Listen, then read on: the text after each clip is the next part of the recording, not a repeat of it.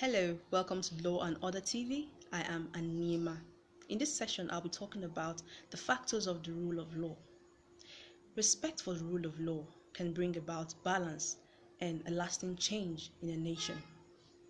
So, in a nation, the government and the citizens must obey the rule of law. The first factor of the rule of law, according to the World Justice Project, is constraint on government power. This factor measures the limits of the government, its officials and agents, and makes them accountable under law. And this factor also makes sure that no organ of government has unchecked powers. So it includes non-governmental checks of the powers of the government by the press.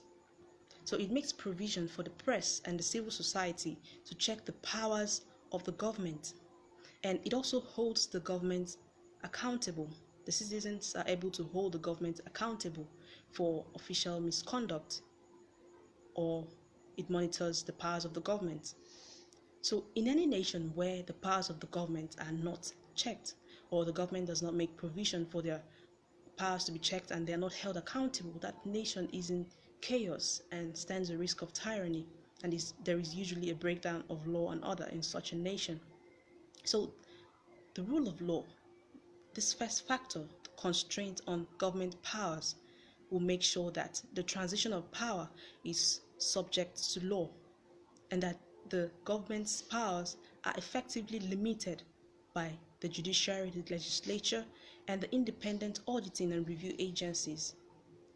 And then the press and civil society are able to monitor the actions of the government.